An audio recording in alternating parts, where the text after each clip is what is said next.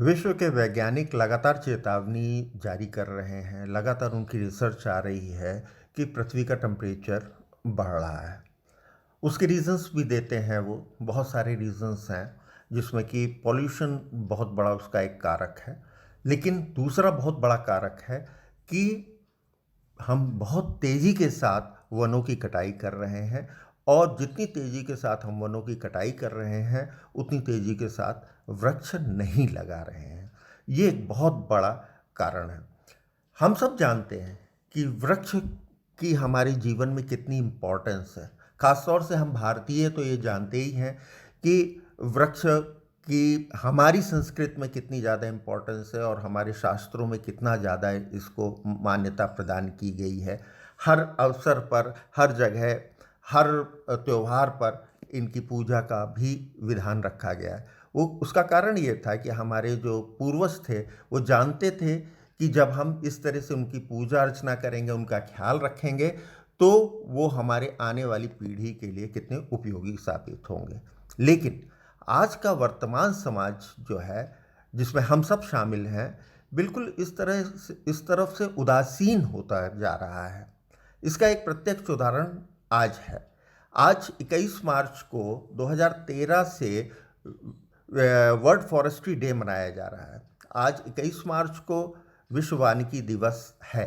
लेकिन कहीं भी किसी भी समाचार पत्र में, कहीं भी न्यूज़ में, न्यूज़ के मीडिया में, कहीं भी कोई ऐसा अवेयरनेस का प्रोग्राम या ऐसे कोई विज्ञापन या ऐसी कोई चीज़ देखने को नहीं मिल रही है। ये उदासीनता दिखाती है हमारी। हम कितने लापरवाह हो रहे हैं अपने पर्यावरण को लेके।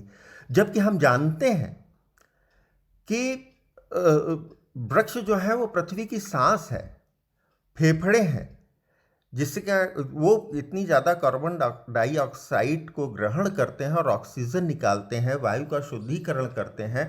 उसके बावजूद हम में बहुत उदासीनता आ रही है। हम जानते हैं कि सारे कंस्ट्रक्शन में, पेपर बनाने में, फर्नीचर बनाने में, सभी जगह लकड़ी का कितना ज़्यादा उपयोग है। लेकिन फिर भी हम ध्यान नहीं देते हैं, ना ही हम उस तरफ कोई सीरियस एफर्ट अपने करते हैं। ज़्यादा से ज़्यादा हम क्या करते हैं, हम एक आध छोटे मोटे प्रोग्राम कर लेते हैं, और वो भी सिर्फ दिखावे के लिए। जबकि विश्व की 45% रिन्यूएबल एनर्जी जो है, उसका स्रोत ही वुड है। इसके इसके जितना ज़्यादा ये होगा, उतना हम बायो एनर्जी को भी प्राप्त कर सकेंगे।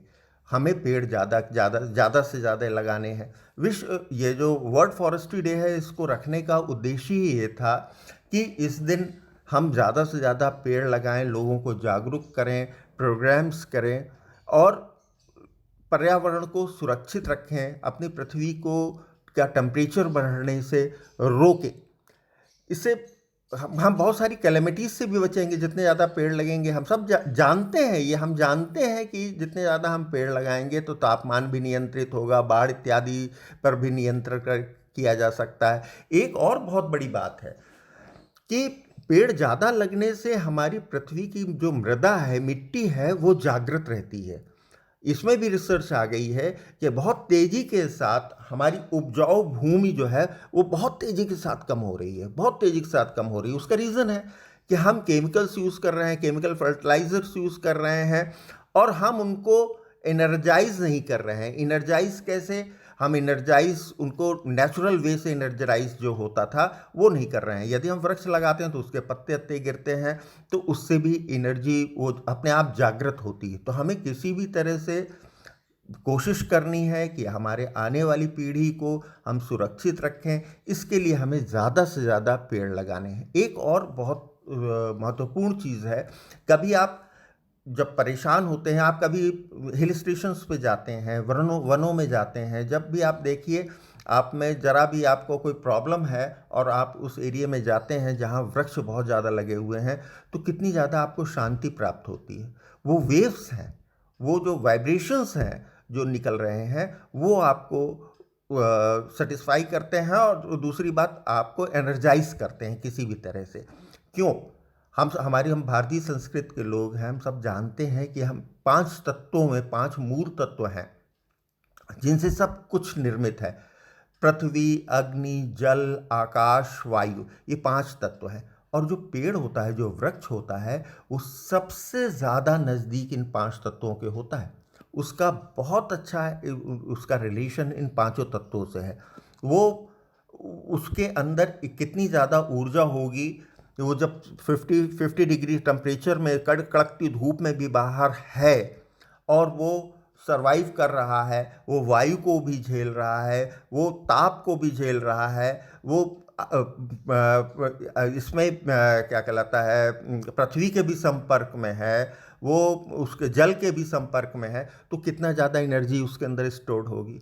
कभी हम देखें भी, हम कभी भी यदि हमारा मन स्थिर न हो, विचलित हो, हमें थकान हो, शिथिलता हो, मन व्यग्र हो, लग रहा हो कि हमें शांति की आवश्यकता, कभी आप करके देखिए अकेले में कोई पुराना वृक्ष हो जो एकांत में हो, जहाँ कोलाहल न हो, आप उस पेड़ के पास जाइए, चाहे वो पीपल का हो, चाहे आम का हो, बरगद का हो, नीम का हो, पुराना पेड़ होना चाहिए।